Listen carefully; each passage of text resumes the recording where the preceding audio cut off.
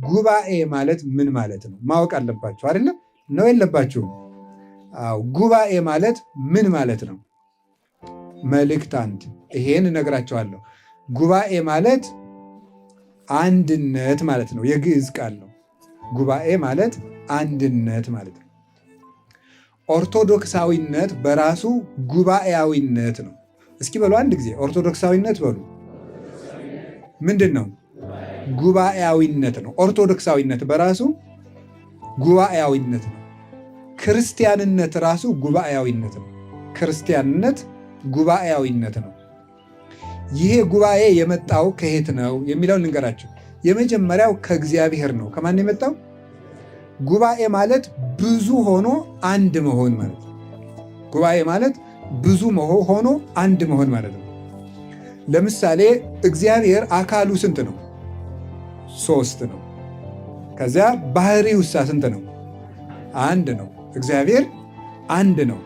ኦሪት ዘዳግም ምዕራፍ 6 ቁጥር 4 ላይ እንዲህ ይላል፣ ስምዐ እስራኤል አሐዱ ውእቱ እግዚአብሔር አምላከከ። እስራኤል ሆይ ፈጣሪ እግዚአብሔር አንድ እግዚአብሔር ነው ስማ። ፀሐይ ብርሃን አለው፣ ክበብ አለው፣ ሙቀት አለው። ብርሃን የምንለው ጨረር የምንለው እዚህ የሚደርሰው ነው። ሙቀቱ የታወቀ ሙቀት ነው። ክበቡ የሚባለው ደግሞ እዛ ያለው ነው። ግን 3 ፀሐይ አይባልም። ስንት ፀሐይ ነው? 1 ፀሐይ ነው። አንድነት ነው። 3 ክፍል ያለው ግን ደግሞ የማይከፈል 1 ፀሐይ ነው። አብ ፀሐይ፣ ወልድ ፀሐይ፣ ወመንፈስ ቅዱስ ፀሐይ አሐዱ ውእቱ ፀሐየ ጽድቅ ዘማርያም። አብ ፀሐይ ነው፣ ወልድ ፀሐይ ነው፣ መንፈስ ቅዱስ ፀሐይ ነው። አንድ የእውነት ፀሐይ ነው። እሳት ብርሃን አለው፣ ሙቀት አለው። እንደገና ደግሞ ፍም አለው። ግን አንድ እሳት ነው የሚባለው። አብ እሳት፣ ወልድ እሳት፣ ወመንፈስ ቅዱስ እሳት። አብ እሳት ነው፣ ወልድ እሳት ነው፣ መንፈስ ቅዱስ እሳት። አቡየ እሳት ወመንፈስ ቅዱስ ወአዩ ወአነ ብርሃኑ። አባቴ እሳት ነው፣ መንፈስ ቅዱስ ሙቀት ነው፣ እኔ ደግሞ ብርሃኑ ነኝ ይላል በቀሌምንጦስ ሲናገር ለቅዱስ ጴጥሮስ ጌታ ሲነግር። አባቴ እሳት ነው፣ መንፈስ ቅዱስ ሙቀት ነው፣ እኔ ደግሞ ብርሃን ነኝ ይላል። ስታነቡት ዕብራውያን ምዕራፍ 1 ቁጥር 3 ላይ እንዲህ የሚል ቃል አለ። በብዙ ነገር ብዙ መክፈልት አይዳ እግዚአብሔር ለአበዊነ እምትካት። እግዚአብሔር በብዙ ጎዳና ለአባቶቻችን በነቢያት አድሮ ተናገረ። ወለነሰ በዳህሪ መዋይል ነገረነ በወልዱ ወቦቱ ፈጠሮ ለኩሉ ወረሰዮ ወራሴ ኩሉ ዘውቱ አሐዜ ኩሉ ዘውቱ ጸዳለ ስብሐቲሁ። ለእኛ ግን ሁሉን በፈጠረበት ሁሉን ወራሽ ባደረገው በዘመን መጨረሻ የክብሩ ጸዳል በሆነ በአንድ ልጁ ተናገረን ይላል። የክብሩ ጸዳል ማለት ብርሃን ማለት ነው። ጸሎት ሃይማኖት ስትጸልዩ ከብርሃን የተገኘ ብርሃን ትላላችሁ አይደለም እንዴ? ብርሃን ከክበቡ ሳይለይ እዚህ ደርሶ ያበራል። ወልድ ከአባቱ ሳይለይ እዚህ መጥቷል። 3 ብርሃን አንልም። ሰው ልብ አለው፣ ሰው ቃል አለው፣ ሰው እስትንፋስ አለው። ነገር ግን ሰው 3 አይባልም፣ አንድ ሰው ነው የሚባለው። ልብ አለው ያስባል፣ ቃል አለው ይናገራል፣ እስትንፋስ አለው ሕያው ሆኖ ይኖራል። ሰውየው ወይም ሴትየዋ ግን አንድ ሰው ናቸው። ህየንተ ልብ ዘዘየ ነአምሮ ለአብ ህዬ። በዚህ ባለው ልባችን ፈንታ አብን እናውቀዋለን። ህየንተ ቃል ዘዘየ ነአምሮ ለወልድ ህዬ። በዚህ ባለው ቃላችን ፈንታ ወልድን በቃልነት እናውቀዋለን። ህየንተ መንፈስ እስትንፋስ ዘዘየ ነአምሮ ለመንፈስ ቅዱስ ዘየ። በዚህ ባለው እስትንፋሳችን ፈንታ መንፈስ ቅዱስን እናውቀዋለን። አብ ልብ ነው፣ ወልድ ቃል ነው፣ መንፈስ ቅዱስ እስትንፋስ ነው። ልብ ቃል እስትንፋስ አንድ ሰው ቢባል እንጂ 3 ሰው እንዳይባል አብ ልብ፣ ወልድ ቃል፣ መንፈስ ቅዱስ እስትንፋሱ ነው። ቢኖሩ አንድ መንግስት አላቸው፣ አንድ ባህሪ አላቸው፣ አንድ ሔዋን አላቸው፣ አንድ ዘመን አላቸው። ቃል ከልብ በኋላ እንደማይወለደው ሁሉ የወለዶ አብ እምድኅረ ዘመን። አብ ልጁን ወልድን ኖሮ የወለደው አይደለም። አሐቲ ቅድምናሆሙ ለሥላሴ። ሥላሴ በቅድምና አንድ ናቸው። የሚከፈል ገንዘብም የላቸውም። አብ ለልጁ እንዲህ የሚለው ነገር የለውም። ልጄ ይህ የኔ ነው፣ ያኛው ዓለም ደግሞ አንተ ትገዛዋለህ፣ ይሄኛውን መንፈስ ቅዱስ ይገዛዋል አይለው። ወልድ አባቱን አባቴ ይህ የኔ ገንዘብ ነው፣ ያኛው ደግሞ ያንተ ነው፣ ምስራቁ ደግሞ የመንፈስ ቅዱስ ነው አይለው። መንፈስ ቅዱስ አብን የባሕሪ ልቡናዬ አብ፣ ያኛው ያንተ ግዛት ነው፣ መላእክት ደግሞ የኔ ናቸው፣ ሰዎች ደግሞ የወልድ ናቸው አይባባሉም። ኩሉ ዘቦ ለአቡየ ዚአየ ውእቱ፣ ለአባቴ ያለው ሁሉ የኔ ገንዘብ ነው ብሏል። ሥላሴ አንድ ገንዘብ አላቸው። እግዚአብሔር አንድ ነው። ብዙ አምላክ ቢሆን ኑሮማ ተስማምተው መግዛት ውስጥ ሴት ተገኝቶ ይላል ቅዱስ አትናቴዎስ። ብዙ አምላክ ቢሆንማ፣ ብዙ ልብ ቢኖር፣ ብዙ ቃል ቢኖር፣ ብዙ እስትንፋስ ቢኖር፣ ተከፋፍለው የሚገዙ 3 አምላኮች ቢሆኑ መቼ ተስማምተው በሰላም እንኖራለን? እያያቸዋቸው አይደለም እንዴ? ዛሬ ያሉ ሰዎችን አለመስማማታቸው እኛንም እንዳንኖር እያደረገን አይደለም? ገዢዎች መስማማት ሲያቅታቸው ተገዥ በሰላም መኖር ያቅተዋል። ስለዚህ እግዚአብሔር አንድ ነው። መሰንቆ የሚመታ ሰው ብዙውን ጭራ አንድ አድርጎ ሲቃኘው አንድ ድምፅ እንደሚያወጣው ሁሉ ብዙ ጭራ የሆነው ይህ ዓለም በአንድ ላይ መኖር የቻለው አንድ የሚቃኝ እግዚአብሔር ስላለ ነው። ይህንን ዓለም የሚቃኘው አንድ እግዚአብሔር ነው። እግዚአብሔር አንድ ነው። ከእግዚአብሔር አንድነት የፍጥረታት አንድነት መጣ። እስኪ በሉ ከእግዚአብሔር አንድነት በሉ። ምን አንድነት መጣ? የፍጥረታት አንድነት መጣ። ፍጥረታትን አስተባብሮ እግዚአብሔር ፈጠራቸው። ልብ በሉ።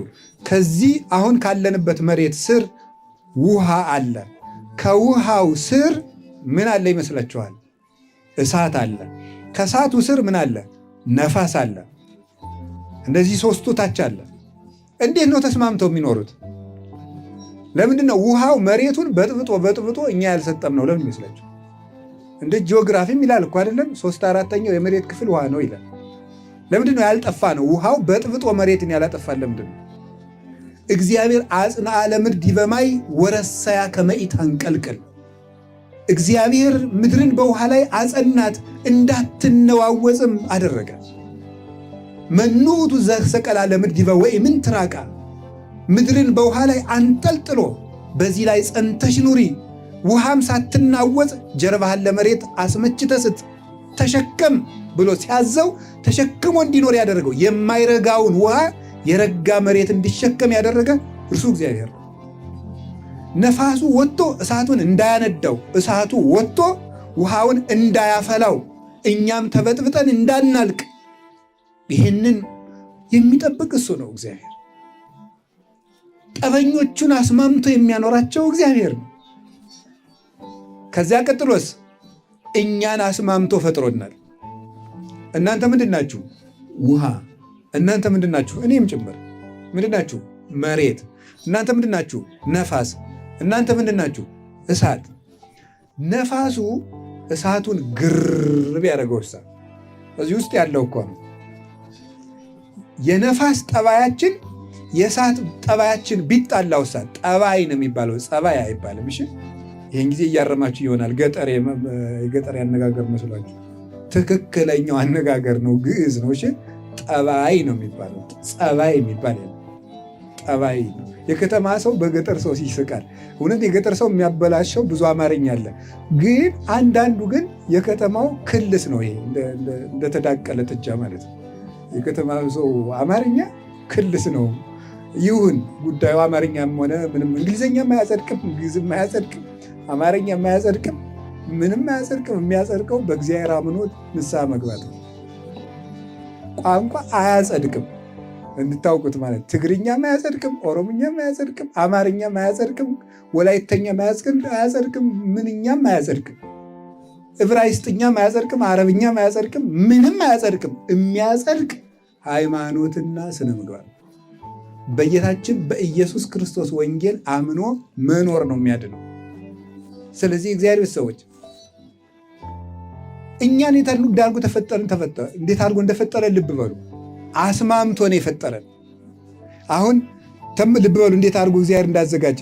ለምሳሌ ከእግር ጥፍራችን እስከ ራስ ፀጉራችን ጠቅላላ አይን ብንሆን ኑሮ አሰባችሁታል? ሸሚዝ በለበስን ቁጥር ስናለቅስ መሆናችን እኮ ነው አይደለም? ነው አስማምቶ ነው። አንዱ በአንዱ ጣልቃ አይገባም። የድርሻውን ነው የሚሰራ። አይን እንዲሁ ዛሬስ ማየት ሰለቸኝ፣ እስኪ አንድ ወር ጆሮ ልሁን አትልም። ይሄ ነው ሸጋ እኮ። በሰላም መኖር የቻሉት ለዚህ ነው። ጆሮ እንደ ሁልጊዜ መስማት መረረ፣ እስኪ ደግሞ አይን ልሁን አይልም። ጭንቅላት እኔ ላይ ቁጭ ብዬ ሰለቸኝ እስቲ እንደ እግር መራመጃ ልሆን ቢል ይፈርጣል። ዱባ ማለት እኮ ነው ይሄ እኮ ይፈርጣል። የላዩም ወደ ታች ሄዶ አይረባም፣ የታችም ወደ ላይ ሄዶ አይረባም። ሁሉ በስርዓት ተጋጥሟል ይላል ቅዱስ ጳውሎስ ኤፌሶን መልእክቱ ላይ። ሁሉ በስርዓቱ በቦታው አጋጥሞ ሰርቶታል እግዚአብሔር አሳምሮ። ግሩምና ድንቁኝ ተፈጥሬአለሁና አመሰግንሃለሁ የሚለው ለዚህ ነው ቅዱስ ዳዊት። እግዚአብሔር እንደዚህ አድርጎ የሰው ልጆችን አስማምቶ ፈጥሯቸው ተስማምተው እንዲኖሩ ሁሉ ድርሻውን እንዲወጣ። አንድ ቦታ ላይ የሰው ልጅ ቢታመም ሁሉም የሕዋሳቱ ክፍሎቹ በሙሉ ይተባበሩለታል። አይኑም ይተባበራል፣ ጆሮም ይተባበራል፣ አይምሮ ይተባበራል።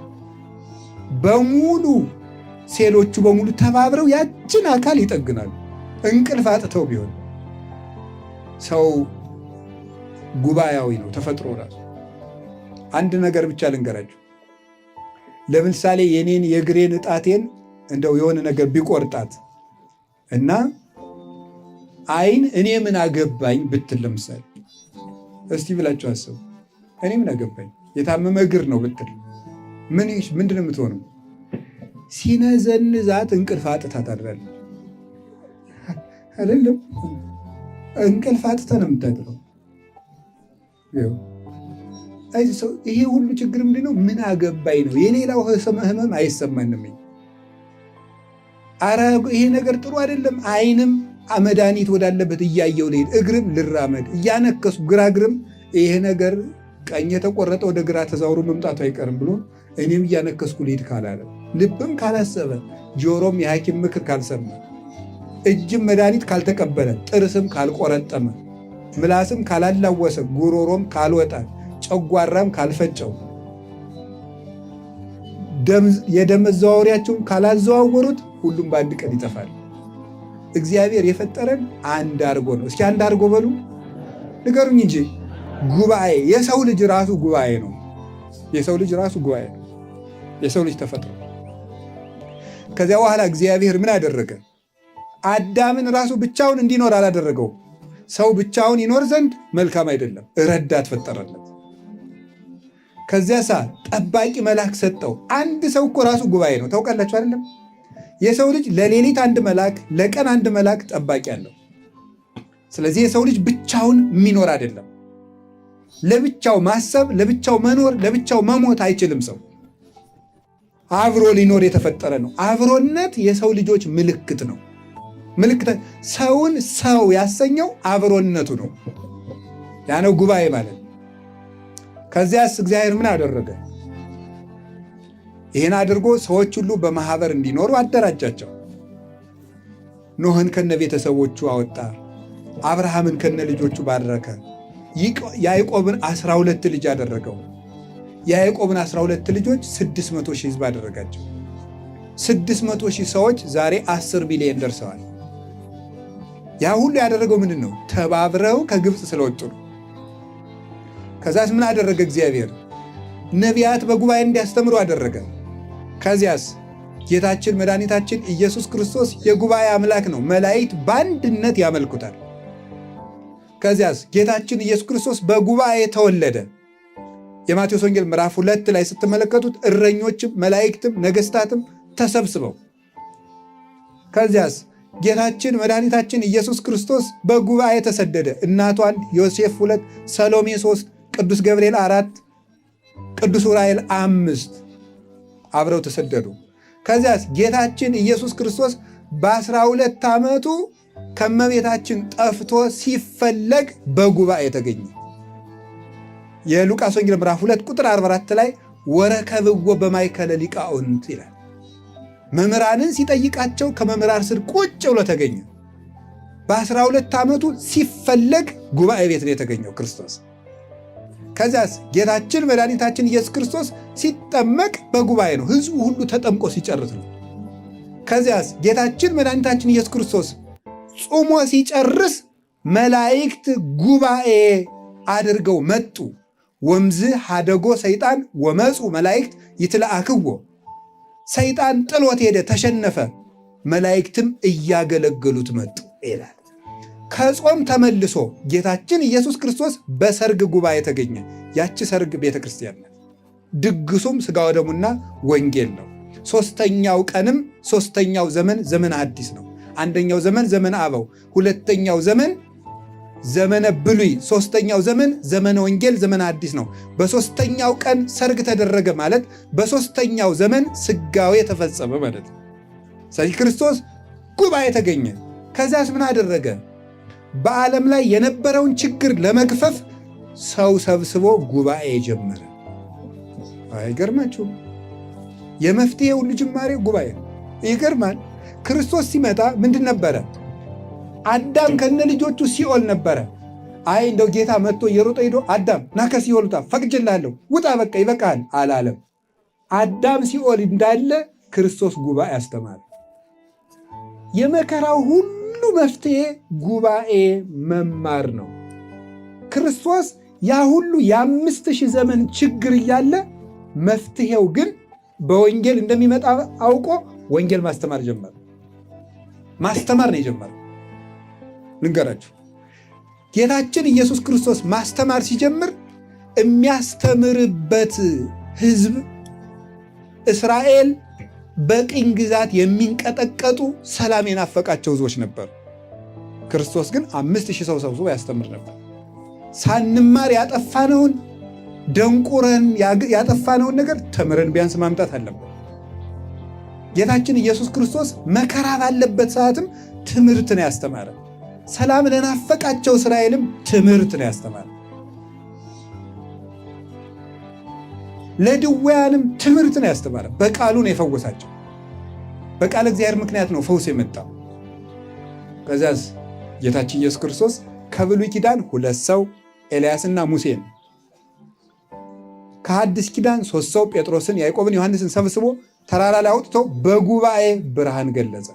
እስቲ በጉባኤ ብርሃን ገለጸ በሉ። አዎ በጉባኤ ነው ብርሃኑን ቦግ ያደረገው። የነፍስ ብርሃን፣ የቤተ ክርስቲያን ብርሃን፣ የሀገር ብርሃን የሚወጣው ከጉባኤ ነው። እርግጠኛ ሆኜ ነው የምነግራችሁ። የማቴዎስ ወንጌል ምዕራፍ 17ን ተመልከቱ። ጌታችን ኢየሱስ ክርስቶስ በጉባኤ እንጀራ አበርክቶ አበላ። በረከት በጉባኤ ይገኛል። የተማሪ ጸሎት ቀላል እንዳይመስላችሁ፣ የምሬን ማምላክ። ምክንያቱም ተማሪ ለጸሎት ግድ ስለሌለው ማለት ነው። ገባችሁ አይደል? ጸሎት ብዙ ጊዜ እንቅፋት የሚገጥመው ውዳሴ ከንቱ በሚወዱ ሰዎች ምክንያት ነው። በእኛ ጸሎት እኮ ነው ነፋስ የሚነፍስ የሚል ከሆነ እኔ እኮ ጸሎተኛነቱ የሚታወቀው ሰው ጸሎተኛ አይደለም። ተማሪ ግን ጸሎተኛነቱ አይታወቅም። ዝም ብሎ ነው በቃ ሰላም ሳሊ ለነ ቅድስት እያለ ስለ ኮቾሮ ሊያስብ ይችላል፣ ስለ ራቱ ሊያስብ ይችላል። ጸሎተኛነቱ ስለማይገባው፣ መጸለዩ ስለማይገባው እግዚአብሔር ደግሞ ምስጋና የሌለውን ጸሎት ይሰማል። የህብረት ጸሎትን ደግሞ ይሰማል። የምሬንም ነግራችሁ። ስለዚህ የእግዚአብሔር ቤተሰቦች የበረከት ምንጭ ጉባኤ ቤት ነው። የበረከት ምንጭ ክርስቶስ 5000 ሰው ሲያስተምረዋልና እዚያው ጉባኤ ላይ ነው በረከት ያመጣ። የበረከት ምንጮች ናቸው። የፈውስ ምንጭ ነው። ከዚያስ ጌታችን መድኃኒታችን ምን አደረገ? በሐዋርያት ጉባኤ ምን አደረገ? ቁርባንን ሰራ። ከዚያስ ሕዝብ እያየው በጉባኤ መሃል ተሰቀለ። ከዚያስ ሐዋርያት ተሰብስበው ባሉበት ጉባኤ የትንሣኤውን ብርሃን ገለጠ። ሰላምን ለሐዋርያት ጉባኤ ሰጠ። ተሰብስበው ሳሉ ነው።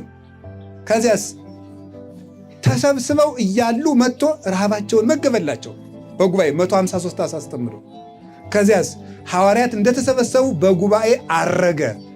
መላእክትም ሐዋርያትም እያዩት የልዕልና ምንጭም ጉባኤ ነው። ከዚያስ በ50ኛው ቀን እንዘ ጉቡአን ሙንቱ ውስተ አሐዱ ቤት ወረደ ላዕሌሆሙ መንፈስ ቅዱስ ከመ እሳት። በጉባኤ መንፈስ ቅዱስ ወረደ። እንደተሰበሰቡ ተሰብስበው በአንድ ቤት ሳሉ መንፈስ ቅዱስ ወረደ። ጌታችን መድኃኒታችን ኢየሱስ ክርስቶስ ኋላም በሊቃውንት በአባቶቻችን በጉባኤ እየተገኘ ለቤተ ክርስቲያን መልስ ሰጠ። ጉባኤ ማለት ይሄ ነው። ሐዋርያት በጉባኤ ማትያስን ተክተዋል። ዕጣ ጥለው አንድ ፓትርያርክ ሹመዋል፣ አንድ ሐዋርያ መርጠዋል፣ በጉባኤ ስርዓት ሰርተዋል። ያ ጉባኤ እስከ ዓለም ፍጻሜ ድረስ ይቀጥላል። ስለዚህ ጉባኤ ማለት የእግዚአብሔር መገኛ ማለት ነው። እስኪ የእግዚአብሔር መገኛ በሉ። አዎ፣ እግዚአብሔር የሚገኘው በጉባኤ ነው። የሁለንተናችን ምንጭ ጉባኤ ነው። ከቃሉ ጋር ናችሁ። በዚህ ምድር ስትኖሩ በሰላም ያኖራችሁ፣ ስትሞቱ ደግሞ አስታማሚ አይጥላችሁ፣ ከሞታችሁ በኋላ መንግሥተ ሰማያት ያግባችሁ። እግዚአብሔር ከሁላችን ጋር ይሁን። ወስብሐት ለእግዚአብሔር።